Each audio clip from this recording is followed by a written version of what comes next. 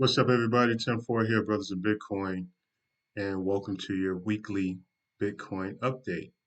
And so, during these updates, I'll talk about some Bitcoin technical analysis, and I'll give you my opinion on how I see Bitcoin price action and shaping up. And if there are some newsworthy um, developments, we'll talk about those. But if this is your first time watching, I'm Tim Ford. I've been actively trading and investing for 6 years now. And prior to that, in 2011, I started my studies in economics, the stock market, personal finance, all things finances. And so I've been mentored, continue to be mentored, and now I'm here to help someone else. So let's get right into it. So right here, we're looking at a chart, a daily chart of Bitcoin. And so first, I want to start by saying that we define trends, right, based on highs and lows. And so let me just kind of draw a trend line here for you. So we got from here, right? So we got higher lows, and then we also have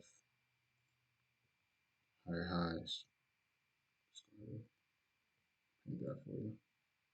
Boom. So we got higher highs and higher lows.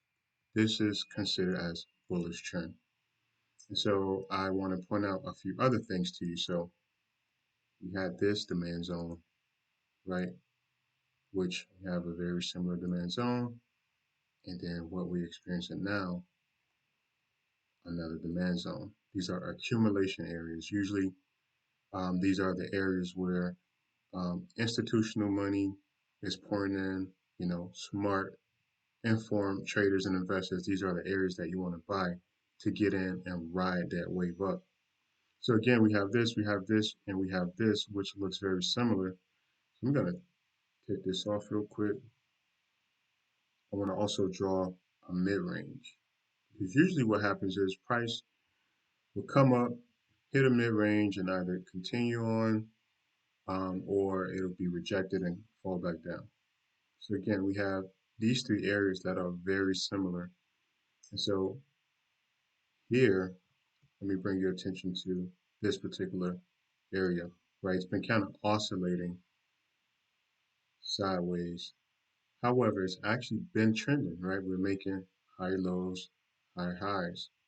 And so as price continues to oscillate sidewards, right, when it actually breaks out, usually these are the most powerful breakouts. So I want to give you a few scenarios and what I actually see. I'll draw the path out so we can actually continue to move here, right, oscillate in this area. Or similar to this move, let me just show you this right quick. This is a cool trick that I've learned just years of trading, right? And then you take that same extension, you connect it to this extension, and then this gives you a price target, right, at around 94,000, between 86,000, right? So you see how that worked? Your prior price can kind of give you a forecast as to what future price could be. All right. And so it actually took about 4 months from January to April, from this low to that high. Again, 4 months from July to about November, right? 4 months. And so I'm saying, I'm going to go on record to say 4 months from here would be August. So I'm going to say August, we could possibly be at all-time highs around 85,000. All right. Here's the other possibility. Let's say all of that doesn't work out, right? We get the bad end of the stick. And so what I'm going to do now, again, just kind of measure some previous moves, right? That got me from there to there, which got me from about here to here. which got me from about here to here. You see it, it all lines up. So I'm gonna go ahead and take this same trend and say we broke this area, right? Price can come all the way back down to about 21,000, right? Which sort of lines up with, correlates with this particular area. But because there's not much demand here, I think we will eventually just blow right through it and come back down to this demand zone, which the over under will be 19,488 and the low will be 16,479. All right. So again, we can continue to oscillate here, right?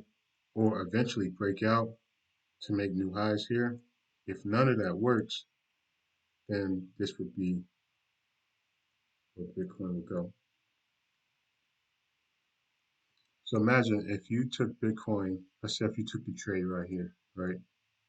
You put $1,000, right? So from this point up to this point, that's 119%. So let's just say 100%. So your 1,000 turns to 2,000. So imagine that, right? You took that trade, it all worked out. You literally doubled your money from April to about August, right? What could you do with an extra $1,000, right? With inflation running hot. How about gas? Yeah. So these are the possibilities. This is kind of how I'm seeing Bitcoin play out. Let me know in the comments whether you like it. If not, please leave me a comment anyway. If you do enjoy analysis like this, please leave a coin in the comment section, and I'm happy to do some TA, and we can do follow-up videos. But until next time, please like, subscribe, comment. I'm Tim Ford. Take care.